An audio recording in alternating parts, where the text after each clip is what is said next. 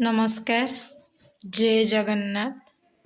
आज आम आलोचना करिबा राघवंक लंका यात्रानुकूलर एमसीक्यू क्वेश्चन आंसर जहाँकि तुमर वार्षिक परीक्षा रे बहुत उपयोग आसीबो एवं बहुत इम्पोर्टान्ट क्वेश्चन गुड़ाक समस्ते भल भाव देखु। देख विषय सबू क्वेश्चन गुड़ाक आम देखा आम कौन पाई क्या ठकिबा निजे परिश्रम करिबा परिश्रम माध्यम रे आमे आम कर्मर फल पाइबा। देख प्रथम क्वेश्चन टी होची कौन अच्छे प्रथम क्वेश्चन देखिबा उपेन्द्र भंज केउ शब्दकोशर प्रणेता।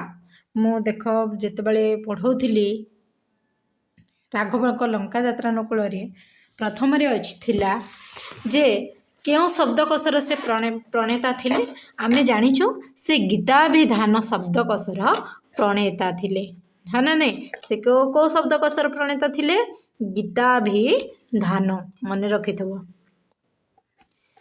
2 नंबर प्रश्न होची केउ जल जीवर नाम संख्या को बुझाई थाए।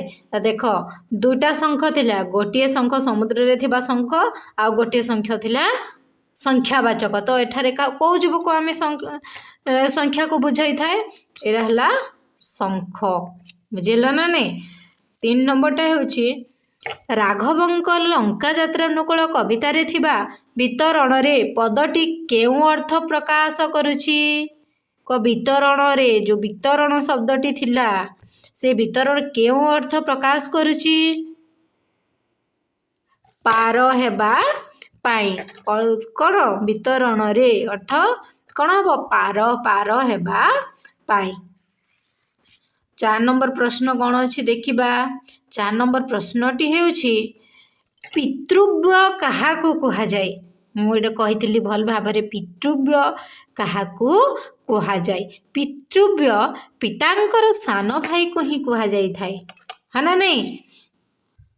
अंगदर सान भाई सुग्रीव थिले अंगदर पितांकर सान भाई थिले जहा फल रे तांकर सान भाई थिबारु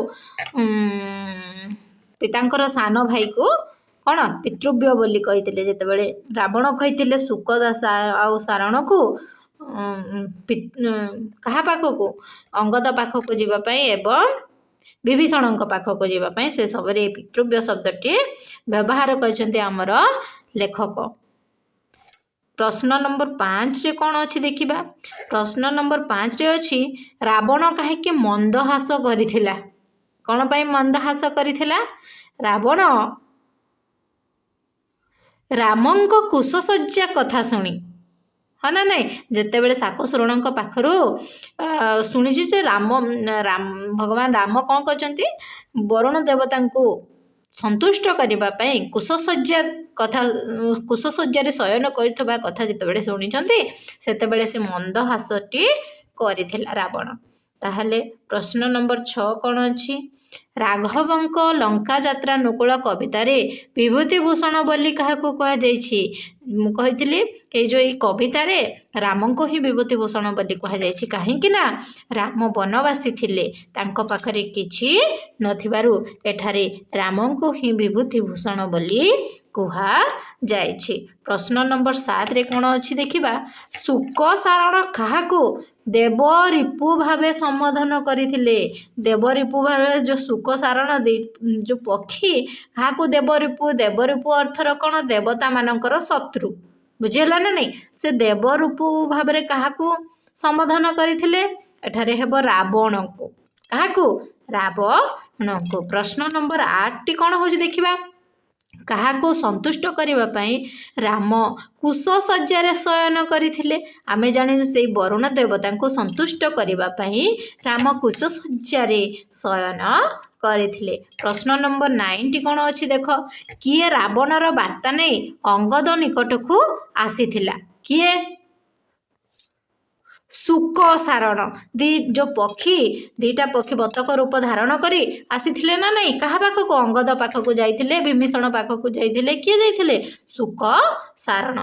तापरे 10 नंबर प्रश्नटी कौन होची रामचंद्र समुद्र को पर्वतरे पतिबार विचार करथिले काहेकि कारण सीता को पाइबार आशा जोगु जेहेतु रावण सीता को हरण करि नेइथिबारु तांको पाइबार आशार जोगु भगवान राम कौन करथिले समुद्र को पतिबार विचार करथिले। ताहले प्रश्न नंबर 11 रे कौन अच्छी आमे देखिबा। प्रश्न नंबर 11 रे अच्छी बानर माने समुद्र रे पकाउथिबा गिरी गुड़िक बुड़ी जिबारु रामचंद्रंक मनरे केउ भाव देखादेला केउ भाव देखा जाइथिला को भाव देखा जाइथिला रामंग मनरे जेतेबेले बानर माने समुद्र रे पकई देथिले बड़ बड़ पत्थर गुड़ाक गिरी गुड़ाक सेतेबेले कौन केउ भाव तांको मन भितर देखा जाइथिला विस्मय विस्मय हे से निश्वास नैथिले तो केउ भाव देखा जाइथिला विस्मयर भाव देखा देइथिला है ना नहीं। 12 नंबर प्रश्न कौन अच्छी देखिबा अंगदर पितांकर शत्रु किए अंगदर पितांकर शत्रु हेउची किए आमे जानिछु अंगदर पितांकर शत्रु हेउची रामचंद्र है ना नहीं। अंगदर पितांक शत्रु किए रामचंद्र तो 13 नंबर प्रश्नटी होची बड़ कूले जन्मी शरण की कारणी यह कहबार उक्ति यह कहार उक्ति थिला आमे जानु बड़ कूले जन्मी शरण की कारण यह किए कहिथिला काहाकू कहिथिला यह सुक सारण को रावण कहिथिला जे तमे जाओ विभीषण को कहबो बोली यह कहार उक्ति रावणर उक्ति बुझिहला।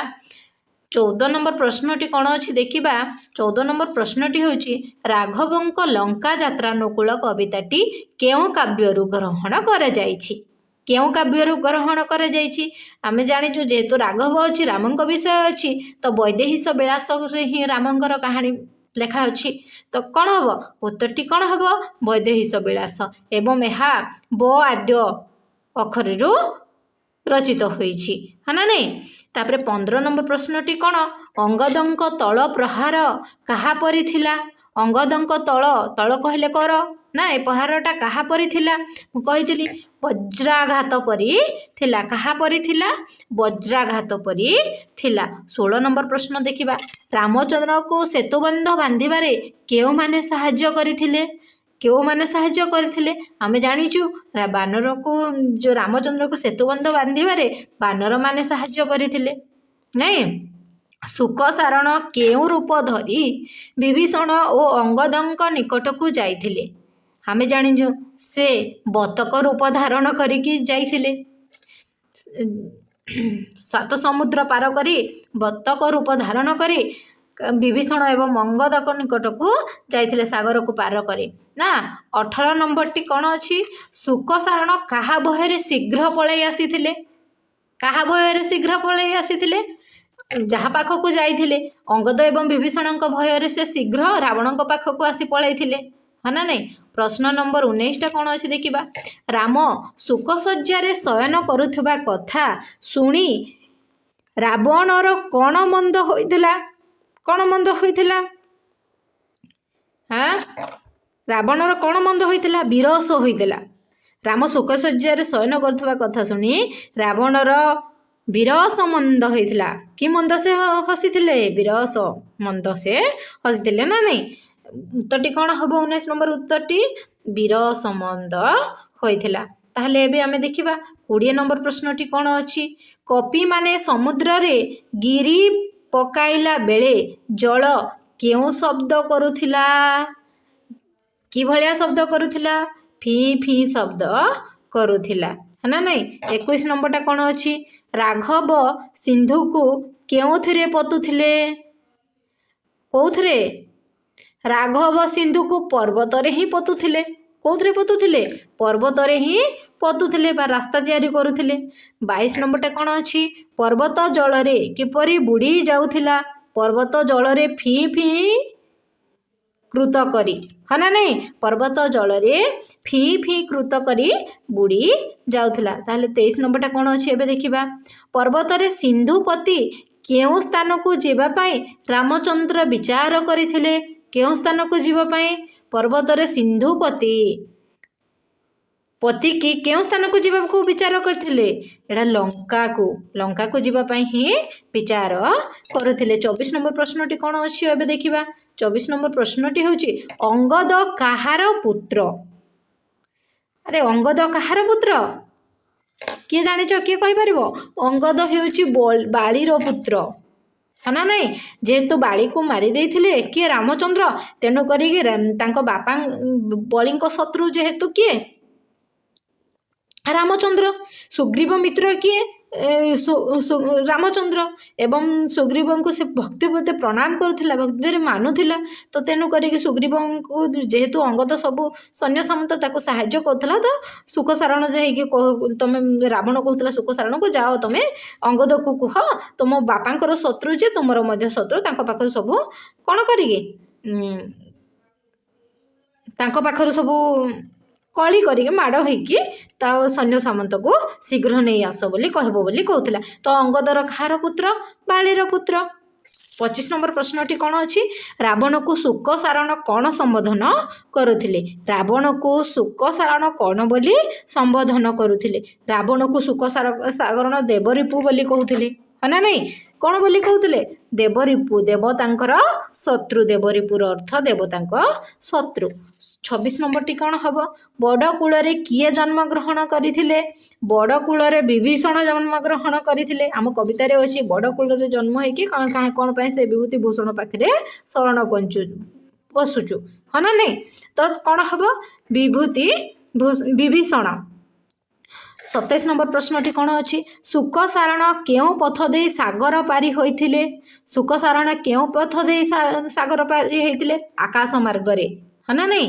एक शंख केते कोटी एक शंख केते कोटी किए कहि परिबो एक शंख लक्षे कोटी एक शंख केते कोटी एक शंख लक्षे कोटी रावण कौन कले विभीषण लंका को प्रत्यावर्तन करिवे बोली कहिसंती कारण रामचंद्र को सीता समर्पण जदि करिदेबे ताहले विभीषण को प्रत्यावर्तन करिवे बोली कहिथिले है ना नहीं 29 नंबर उत्तरटी कौन हबो रामचंद्र को सीता समर्पण बुझिहेला ताहले 30 नंबरटी कौन 30 नंबर प्रश्नटी एबे देखिबा 30 नंबर प्रश्नटी हेउची काहा सहित वाद करी सैन्य बाहुडाई आनिबाकू रावण अंगद को परामर्श देइथिले काहा सहित वाद करी किए कहि पारबो एटा काहा सहित वाद करी बाहुडाई आनिबाकू पितृव्य सहित पितृव्य कहले कौन पितांगर सान भाई पितृव्य बोली कहा जाए है ना नहीं पितृव्य सहित वाद करी कौन करिबो तुम सैन्य मानक सब बाहुडाई आनिबो बोली परामर्श देइछंती ताहले 31 नंबर प्रश्नटी कौन अच्छी देखिबा वैदेहीश विलास काव्य केते छांद विशिष्ट रचना वैदेहीश विलास मु कहिथिली 52 छांद विशिष्ट रचना किंतु राघवंक यात्रानुकूल 40तम छांदरु आनित है ना नहीं वैदेहीश विलास काव्यटी केउ आद्य वर्ण नियम रे रचित ब आद्य वर्ण नियम रे रचित 32 नंबर उत्तरटी कौन हम ब आद्य वर्ण नियम रे रचित वैदेहीश विलास केउ प्रकारर काव्य वैदेहीश विलास केउ प्रकारर काव्य आमे जानिचो है राम काव्य उत्तरटी कौन हम राम काव्य ताले 34 नंबर प्रश्नटी कौन हम उपेन्द्र भंज केउ मंत्र जप करी कवित्व लाभ करथिले राम तारका मंत्र जप करी कवित्व लाभ करथिले शुक सारण किपरि अल्पके रक्षा पाई गले शुक सारण किपरि अल्पके रक्षा पाई जाइथिले के कहि परबो शुक सारण किपरि अल्पके रक्षा पाई जाइथिले सूर्यास्त होइथिबारु शुक सारण अल्पके रक्षा पाई जाइथिले बुझिहेला ना नहीं ताते 36 नंबर प्रश्नटी कौन अच्छी देखिबा अंगदंक शक्त चापुड़ा प्रहार रे मंत्री द्वयंकर की अवस्था होइथिला शक्त चापुड़ा प्रहार रे मंत्री द्वयंकर की अवस्था होइथिला सेमानंक शरीर चूर्ण विचूर्ण होइथांता है ना नहीं जदि अंगदंक शक्त चापुड़ा जदि सेमाने जदि धर्म करि न थांते तारे सेमानंक शरीर कोन होइथांता चूर्ण विचूर्ण होई जाथांता 36 नंबर उत्तरटी हेबो सेमानंकर शरीर चूर्ण विचूर्ण ହୋଇଯାଇଥାନ୍ତା। 37 ନମ୍ବର ପ୍ରଶ୍ନଟି କ'ଣ ଅଛି? ଶ୍ରୀରାମଙ୍କ ସୈନ୍ୟ ସଂଖ୍ୟା କେତେ ବୋଲି ମନ୍ତ୍ରୀଦ୍ୱୟ କଳନା କଲେ? ସେମାନଙ୍କର ସୈନ୍ୟ ସଂଖ୍ୟା କେତେ ବୋଲି ମନ୍ତ୍ରୀଦ୍ୱୟ କଳନା କରିଛନ୍ତି?